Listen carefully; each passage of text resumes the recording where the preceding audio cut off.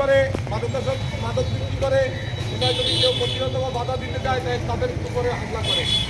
আমরা চাই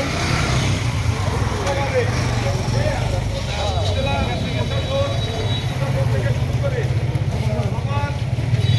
আমার ঐক্যবদ্ধ পাকিস্তানিরা এদেরকে গ্রেফতার করে আইনের আওতায় আনা হয়। আমরা এলাকায় চাই, আমরা চাই কেন এই হামলাকারীরা আগামী দিনে এলাকাতে কোনো সন্ত্রাসী কার্যকলাপ না করতে পারে এবং মাদকাসক্ত যারা আছে তাদেরকে গ্রেফতার করে বিচারের আওতায় এনে যে কোনোভাবে তাদেরকে বিচারের আওতায় আনতে হবে।